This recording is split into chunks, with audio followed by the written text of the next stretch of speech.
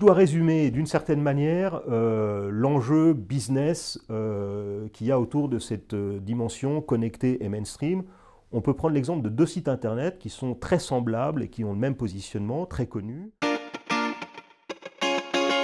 eBay, qui est un service de petites annonces, typiquement connecté. Quand on regarde la page d'eBay, on s'adresse, la promesse c'est de dire il y a probablement quelqu'un dans le monde qui vend l'objet que vous cherchez. eBay va vous permettre de vous le trouver. Et eBay se positionne au fond comme un service de shopping. C'est une nouvelle chaîne commerciale.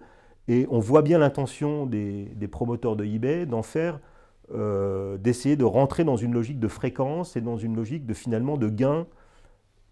L'idée, c'est que les gens qui vont sur eBay basculent une grande partie de leurs dépenses de consommation sur ce site eBay qui, effectivement, permet d'acheter moins cher. Mais donc, il y a une logique de fréquence et d'usage et une visée très commerciale qui peut plaire à des connectés, qui est autant de signaux de découragement pour les mainstream.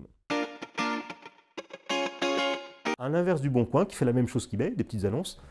Il y a souvent les mêmes petites annonces des deux côtés d'ailleurs, c'est tout à fait des sites comparables en termes de proposition de valeur, sauf que la proposition du Bon Coin, elle, est typiquement mainstream. On démarre par un ancrage local en disant « expliquez-nous où vous êtes parce que probablement vous avez des voisins qui peuvent faire quelque chose pour vous ». Ensuite, il n'y a pas de proposition de fréquence, vous venez quand vous voulez. Si vous venez une fois tous les 5 ans, c'est très bien, ça ne pose pas de problème. Il n'y a pas d'idée de dire il faut y aller très souvent et du coup les gens y vont beaucoup plus souvent. Résultat business de cette comparaison, Le Bon Coin est devenu, et de loin, le premier site d'agence immobilière en France, pourtant secteur archi-concurrentiel.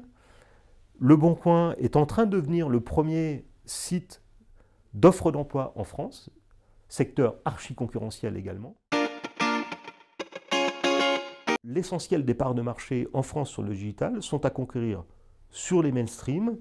Et l'enjeu, si vous ne voulez pas être réduit à un acteur de niche, c'est de transformer votre offre en une offre qui va plaire à tout le monde et donc qui va plaire au mainstream. Le Bon Coin démontre que quand on a réussi à mettre en place une dynamique mainstream, c'est un modèle business extraordinairement puissant. Si vraiment vous êtes sérieux dans le développement de vos services digitaux, si vous ne voulez pas être un acteur de niche, vous n'avez d'autre solution que de chercher à convaincre les mainstream et à de transformer vos services, au départ pensés pour les connecter, et à leur donner une dimension mainstream. Ça n'est qu'à ce prix, et en faisant cet effort, que vraiment vous pouvez réussir la bascule de l'essentiel de votre potentiel client et prospect vers des nouveaux services digitaux, et quelque part, à votre tour, écraser la concurrence. Si ce n'est pas vous qui le faites, il y aura un acteur plus mainstream que vous qui le fera à votre place.